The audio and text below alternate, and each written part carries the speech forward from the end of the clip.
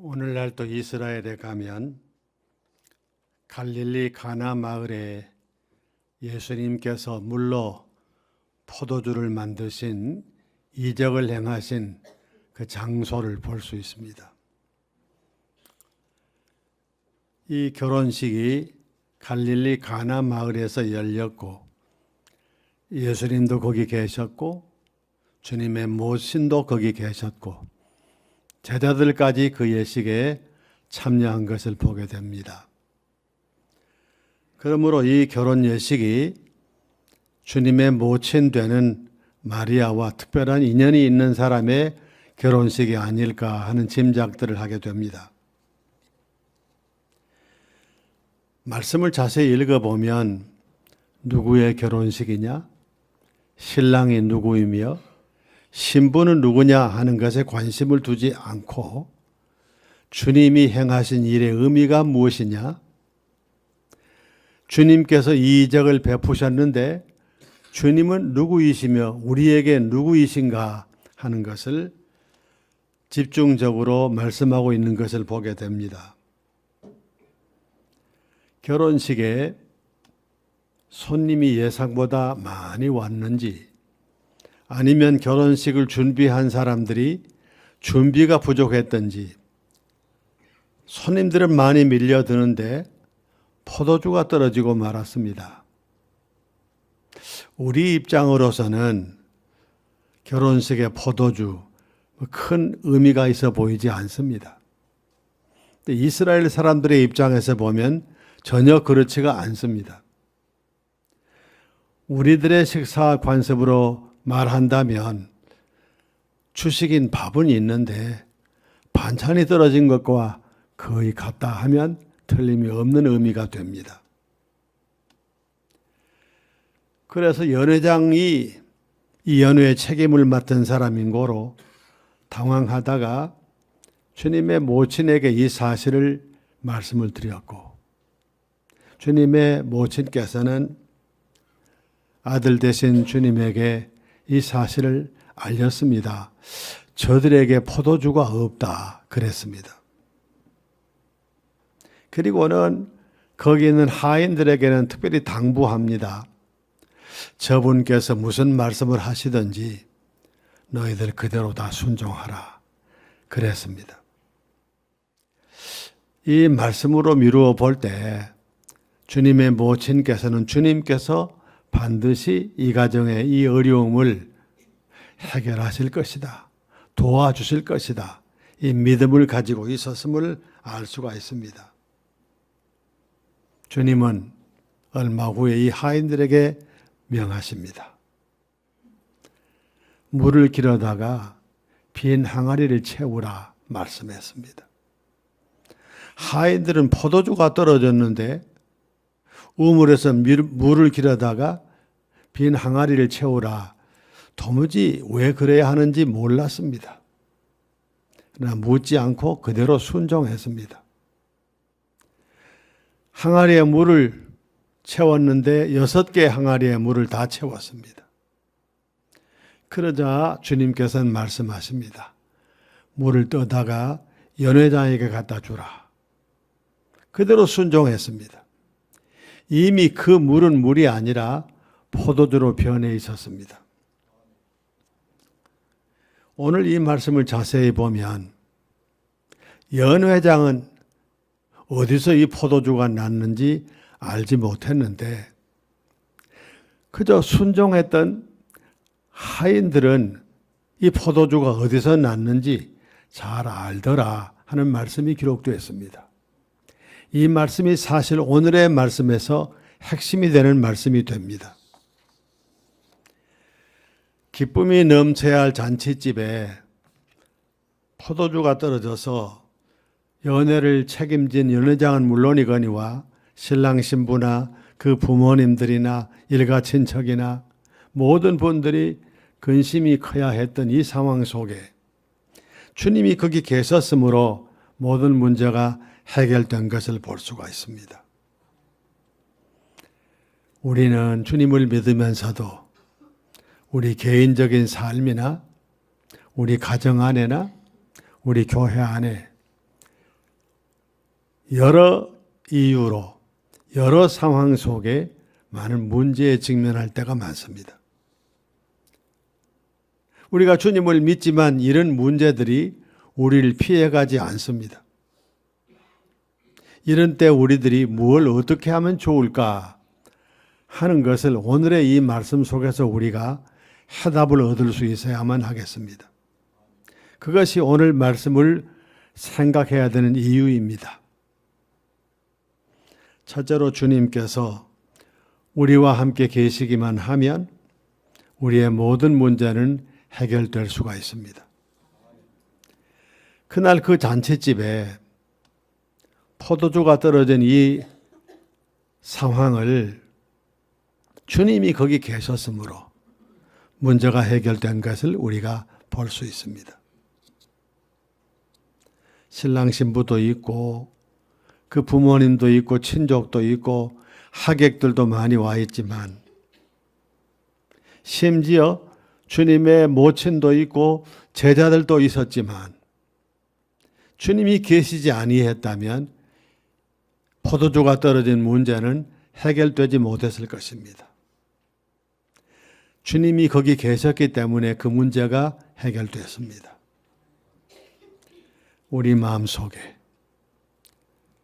우리 가정에, 우리 교회에 주님께서 오셔서 계시는 것보다 중요한 일이 아무것도 없다는 사실을 오늘 이 말씀 속에서 우리가 깨닫게 됩니다. 요한계시록 3장 20절 말씀을 보면 누구든지 내 음성을 듣고 문을 열면 내가 그에게로 들어가 그와 더불어 먹고 그는 나와 더불어 먹으리라 이같이 말씀을 했습니다. 주님의 음성을 듣고 우리가 마음의 문을 열면 주님께서 우리에게로 오셔서 우리와 더불어 먹고 우리는 주님과 더불어 먹는 이 즐거움이 있을 것이다 하는 말씀인 것입니다.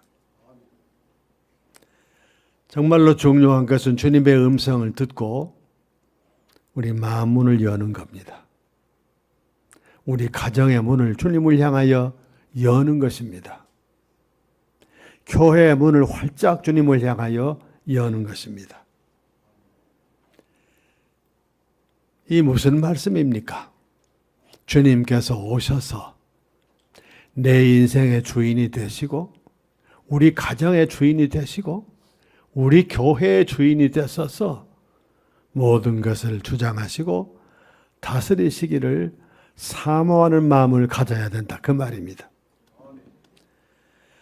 주님께서는 왜 우리에게 문을 열라고 말씀하셨겠습니까? 주님을 향하여 문이 항상 열려 있다면 이런 말씀하실 이유가 없겠지요.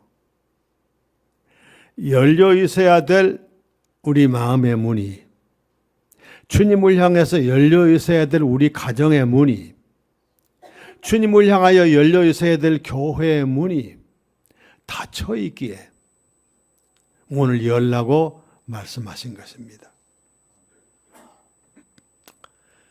근본적인 문제는 문을 닫아놓고 내 주인은 나이고 우리 가정의 주도권도 우리들이 가지고 있고 또 심지어 나가서 우리 교회의 모든 크고 작은 일도 우리들이 주도하는 일이지 누가 주도하겠느냐. 이 생각이 문제라는 얘기입니다. 잠언 16장 1절부터 3절까지 말씀에 이런 말씀이 기록되어 있습니다. 마음의 경영은 사람에게 있어도 말의 응답은 여호와께로부터 나오느니라. 사람의 행위가 자기 보기에는 모두 깨끗하여도 여호와는 심령을 감찰하시느니라. 너의 행사를 여호와께 맡기라. 그리하면 내가 경영하는 것이 이루어지리라. 이렇게 말씀을 했습니다. 여러분, 정말로 중요한 것은요, 내가 내 인생의 주인이 돼서 주님 없이 살겠다고 하는 이 마음의 태도, 우리가 우리 가정의 주인이 돼서 주님 계실 자리를 들이지 않고 우리들 마음대로 살겠다고 하는 마음의 태도, 더 나아가서 우리들이 우리 교회의 일들을 좌지우지할 수 있고 마음대로 정할 수 있고 마음대로 할 수 있다. 이런 마음의 태도, 이것이 문제가 되는 겁니다. 주님이 내 마음속에 주인으로 오셔서 계시고 주님께서 우리 가정의 주인으로 오셔서 계시고 더군다나 주님께서 우리 교회의 머리가 되시고 주인이 되셔서 오셔서 작은 일이든 큰 일이든 중요한 일이든 일상적인 일이든 모든 일에 주관자가 주님이 되실 때 비로소 우리에게 부닥쳐오는 어떤 문제라도 주님께서 해결하실 수가 있는 것입니다. 주님을 향하여 문을 열라고 주님은 말씀하십니다. 마음의 문을 주님을 향하여 열어야 합니다. 우리 가정에 주님을 향하여 문을 열어야 합니다. 교회, 우리는 늘 교회의 머리는 주님이시다, 교회 주인은 주님이시다 하는데 우리들의 뜻만 모아서 우리들이 마음대로 할 수 있다는 생각을 버리지 못하면 교회는 풍파 속에 들어가고 작은 문제라도 교회는 큰 문제로 문제 속에 휘말려 갈 수밖에 없는 것입니다. 주님이 주인으로 우리 안에 계시도록 하면 어떤 문제도 해결됩니다. 이런 삶을 우리 모두가 살아갈 수 있기를 간절히 바랍니다. 두 번째로, 기도할 때 모든 문제가 해결될 수 있습니다. 그날 주님의 모친께서는 잔치집에 포도주가 떨어졌다는 이 문제를 주님께 알렸습니다. 저들에게 포도주가 없다, 이렇게 알렸습니다. 그리하곤 하인들에게 저분이 무슨 말씀을 너희들에게 말씀하시든지 그대로 하라, 그렇게 지시했습니다. 여기서 우리는 기도의 참모습을 보아요. 기도를 복잡하게 생각할 이유가 없어요. 기도를 어렵게 생각할 이유도 없어요. 우리의 사정을 있는 그대로 주님께 알리는 것, 주님의 크신 은혜를 기다리고 알리는 것, 그것이 기도입니다.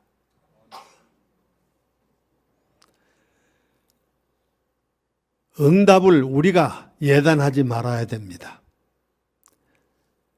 우리가 예단한다고 우리가 예단한 대로 됩니까?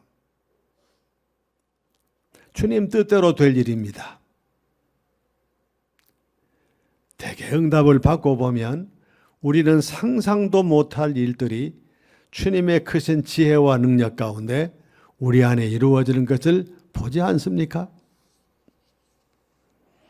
이사야 36장과 37장의 말씀을 보면 유다 왕 히스기야가 아수르의 사네립 왕으로부터 공격을 받아서 어떻게 할 줄 몰라 하는 모습을 보게 됩니다.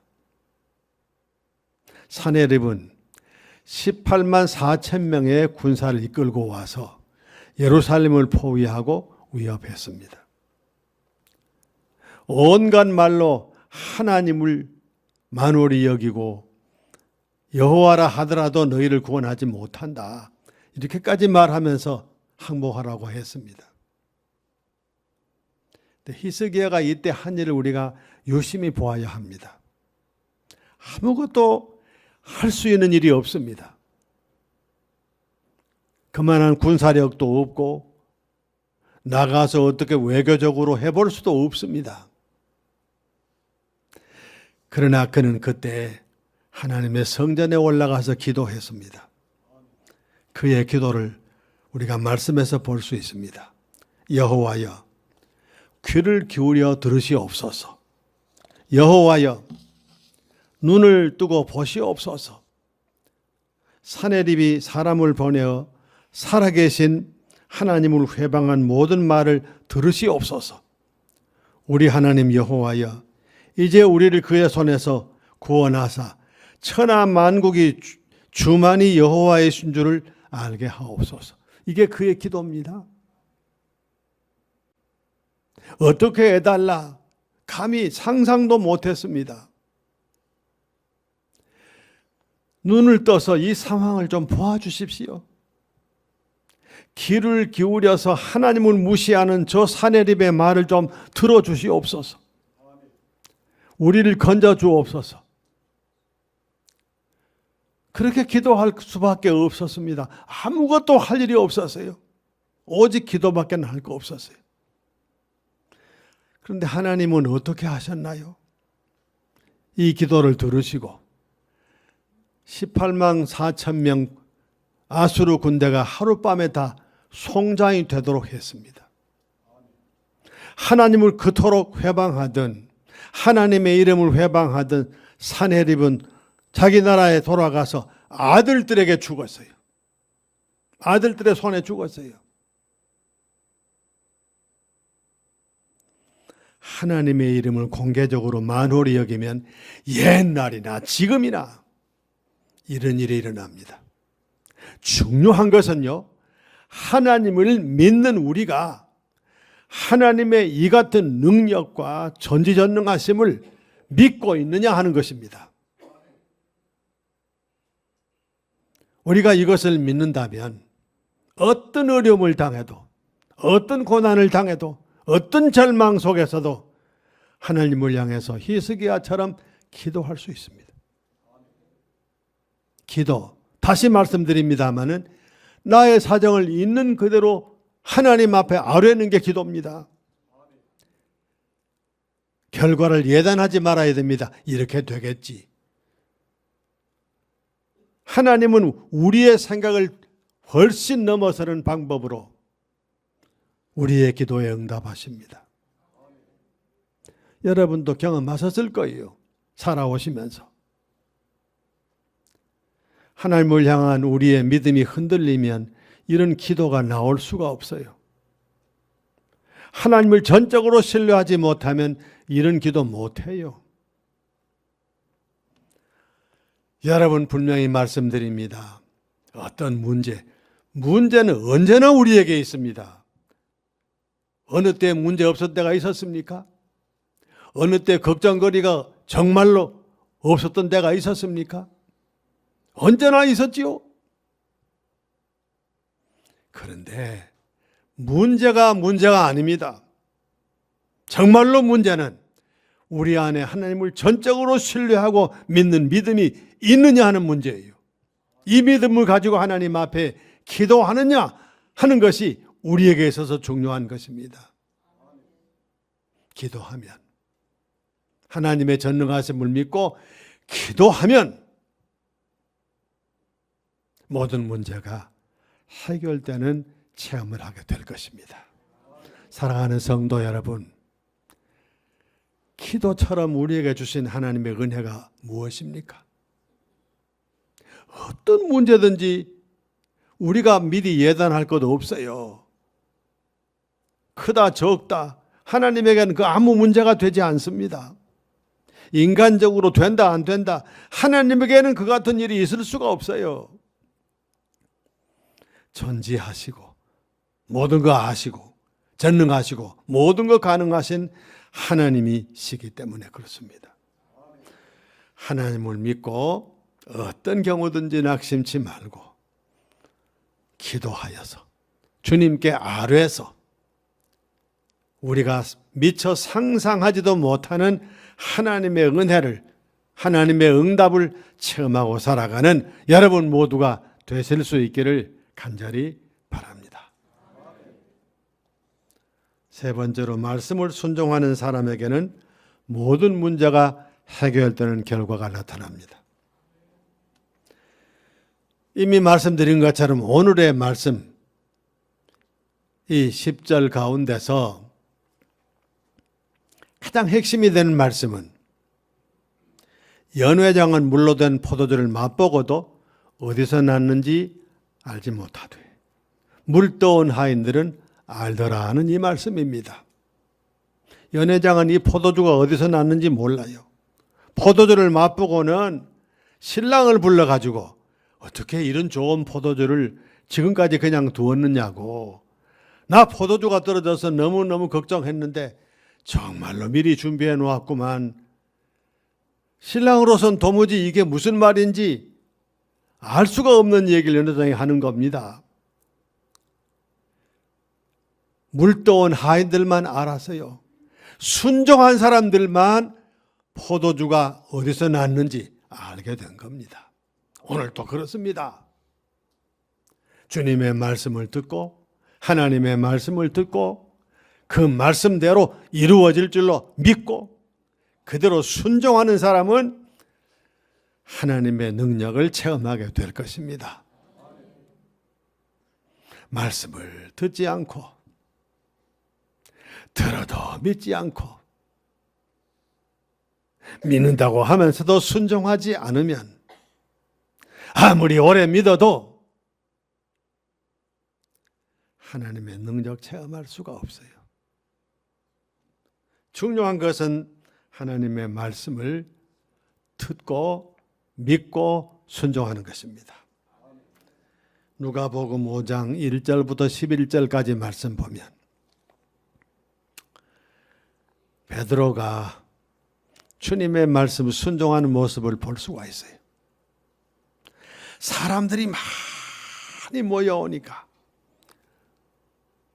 이 사람들에게 천국 복음을 전해야 될 주님께서는 베드로의 배를 좀 이용하셔서 사람들은 저 무태에 앉아 있고 주님께서는 베드로의 배를 타시고 갈릴리 호수 가운데로 오셔가지고 저 무채 앉은 사람들을 향해서 복음을 증거하신 것입니다.